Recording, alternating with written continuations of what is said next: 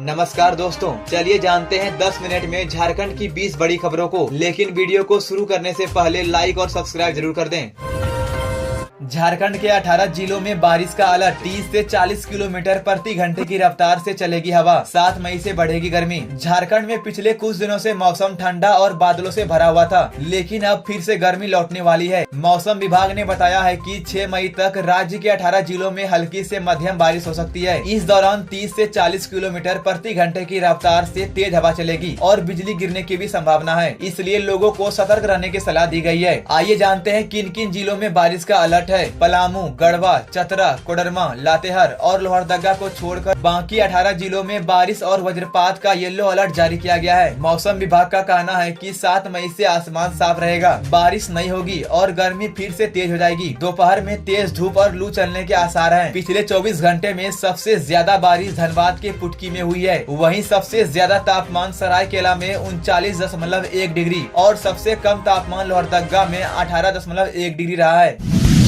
Cheque bounce case में आरोपी को 1 साल की जेल और 5,70,000 के जुर्माना। चेक बाउंस मामले में कोर्ट का बड़ा फैसला। झारखंड में चेक बाउंस के एक मामले में अदालत ने आरोपी धीरज कुमार राय को दोषी ठहराया है। कोर्ट ने उसे 1 साल की सजा और 5,70,000 रुपए का जुर्माना देने का आदेश दिया है। यह मामला सुकुमार गोप और धीरज कुमार राय के बीच का है। सुकुमार ने दोस्ती में धीरज को कुछ पैसे उधार दिए थे। जब सुकुमार ने पैसे वापस मांगे तो धीरज ने उसे एक चेक दिया, लेकिन वह चेक बाउंस हो गया। इसके बाद सुकुमार ने 2023 में कोर्ट में केस दर्ज करवाया। केस की सुनवाई न्यायिक दंडाधिकारी रिचेश कुमार की अदालत में हुई। इस केस में सुकुमार गोप की तरफ से अधिवक्ता विनोद अग्रवाल, कमल अग्रवाल और आभा रानी ने कोर्ट में पैरवी की। इस फैसले से यह संदेश जाता है कि कर्ज लेकर पैसा न लौटाने और चेक बाउंस करने पर सख्त कानूनी कार्रवाई हो सकती है।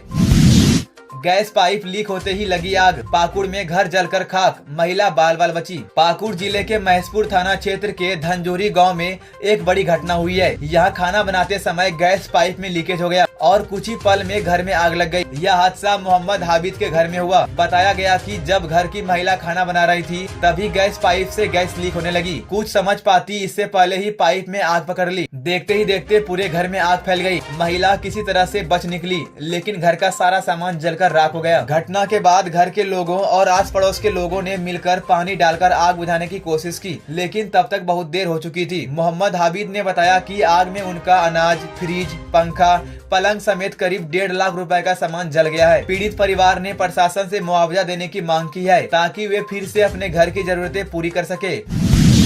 गोल्ड मेडल विजेता को झारखंड में मिल रही सिपाही और ट्रैफिक पुलिस की नौकरी। इधर बिहार में मिल रहा डीएसपी का पद। झारखंड के कई खिलाड़ियों ने देश और राज्य के लिए मेडल जीते हैं, लेकिन सरकार उन्हें अच्छी नौकरी देने में नाकाम रही है। मेडल जीतने वाले कई खिलाड़ियों को सिर्फ सिपाही और ट्रैफिक पुलिस की नौकरी देकर खाना पूर्ति की जा रही है। कॉमनवेल्थ गेम्स में गोल्ड मेडल जीतने वाली लवली चौबे, रजत पदक विजेता दिनेश कुमार और सरिता तिर्की को झारखंड सरकार ने सिपाही की नौकरी दी है। वहीं पड़ोसी राज्य बिहार में मेडल जीतने वाले खिलाड़ियों को डीएसपी, सब इंस्पेक्टर और जिला स्तर की नौकरी दी जाती है। झारखंड के खिलाड़ी चंदन कुमार, जिन्होंने 2022 में कई मेडल जीते, उन्हें भी झारखंड में कोई नौकरी नहीं मिली, लेकिन बिहार सरकार ने उन्हें प्रखंड पंचायती राज पदाधिकारी बनाया। झारखंड सरकार ने पिछले 25 सालों में सिर्फ 50 खिलाड़ियों को ही नौकरी दी है, जबकि बिहार सरकार ने 2010 से अब तक 271 खिलाड़ियों को नौकरी दी है, वो भी सम्मानजनक पदों पर। झारखंड में खिलाड़ियों के लिए 2% आरक्षण का नियम है, लेकिन इस नियम का फायदा बहुत कम खिलाड़ियों को मिला है।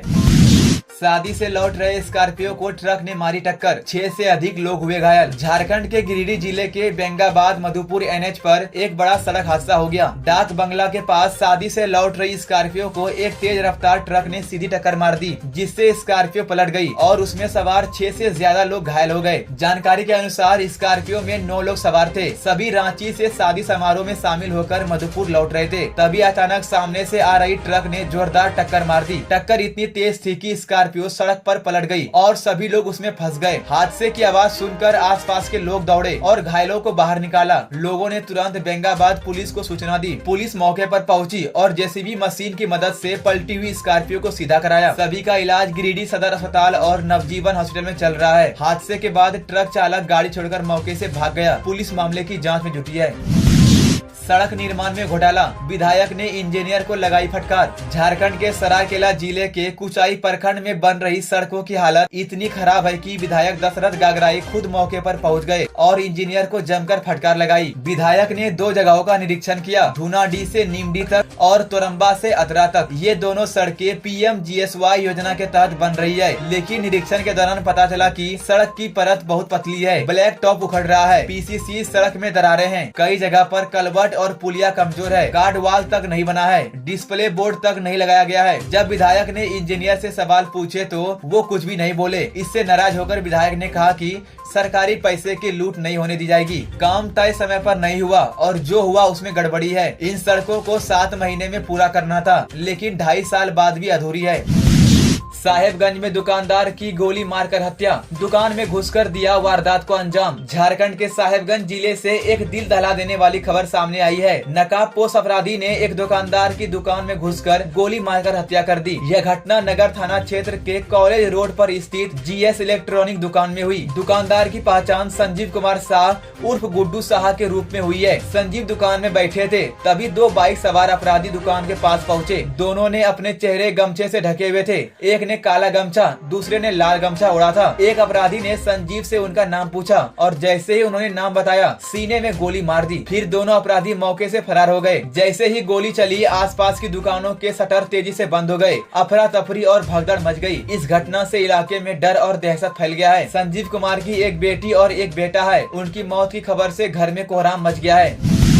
गिरिडीह में सड़क पर फेंकी गई लाखों की दवाइयां, स्वास्थ्य विभाग में मचा हड़कंप। झारखंड के गिरिडीह जिले के राजधनवार से एक चौंकाने वाली खबर सामने आई है। मरीजों को मुफ्त में दी जाने वाली लाखों की दवाइयां सड़क पर फेंकी मिली। यह घटना धनवार और बिरनी प्रखंड की सीमा पर हुई है। रविवार को जब कुछ लोग धनवार सरिया रोड से गुजर रहे थे तो उन्होंने देखा कि सड़क किनारे वैक्सीन, इंजेक्शन, टैबलेट और कैप्सूल जैसे कई दवाइयां बिखरी हुई थी। इसके बाद उन्होंने तुरंत उपायुक्त और स्थानीय प्रशासन को इसकी जानकारी दी। मामले की सूचना मिलते ही पंचायत प्रतिनिधि अंसारी भाई और समिति सदस्य भीमदेव यादव मौके पर पहुंचे और देखा कि बिना एक्सपायरी की लाखों की दवाइयां फेंकी गई थी। आसपास के लोग भी यह देखकर हैरान थे। बाद में CI रामलखन मिस्त्री, पुलिसकर्मी और अस्पताल की टीम एम्बुलेंस लेकर मौके पर पहुंची और सभी दवाओं को वहां से उठाकर धनवार ले जाया गया। बताया गया कि करीब 10 बोरियों से भी ज्यादा दवाइयां फेंकी गई थी। इस मामले में जब चिकित्सा प्रभारी डॉक्टर इंदु शेखर से पूछा गया तो उन्होंने कहा कि ये दवाएं धनवार ब्लॉक की नहीं है और इसकी जांच सिविल सर्जन को करनी चाहिए। पलामू में करंट की चपेट में आने से पिता पुत्र की मौत, बाइक भी जलकर खाक। झारखंड के पलामू जिले में करंट की चपेट में आकर पिता और बेटे की मौत हो गई। ये हादसा रविवार रात करीब 9:30 बजे हुआ। दोनों बाइक से डीजल लाने निकले थे, लेकिन रास्ते में बिजली के टूटे हुए तार की चपेट में आ गए। घटना हैदरनगर थाना क्षेत्र के कुसमनिया गाँव के पास की है। यहाँ 11,000 वोल्ट का बिजली तार सड़क पर गिरा हुआ था। उसी से संपर्क में आने से दोनों उलझ गए और मौके पर ही उनकी मौत हो गई। मृतकों की पहचान बिंदु मेहता और विपिन मेहता के रूप में हुई है, जो सिमरसोद गांव के रहने वाले थे। बिंदु मेहता के घर में भतीजी की शादी थी और रात को हल्दी का कार्यक्रम चल रहा था। तभी जनरेटर का डीजल खत्म हो गया। डीजल लाने के लिए दोनों बाइक से निकले, लेकिन हादसे का शिकार हो गए। उनकी बाइक भी पूरी तरह जलकर खाक हो गई। जब दोनों रात में घर नहीं लौटे तो परिजन उन्हें ढूंढने निकले। सुबह 4:30 बजे राहगीरों ने गाँव वालों को बताया कि 2 लोगों की बिजली तार की चपेट में आकर मौत हो गई है। तब जाकर घर वालों को सच्चाई पता चली। पंचायत मुखिया जितेंद्र कुमार ने बताया कि आंधी तूफान के कारण बिजली का तार टूटकर गिर गया था, लेकिन बिजली विभाग ने कोई निरीक्षण नहीं किया। इसी लापरवाही के कारण यह बड़ा हादसा हुआ। झारखंड के लेटेस्ट न्यूज को सबसे पहले देखने के लिए हमारे चैनल को सब्सक्राइब जरूर करें।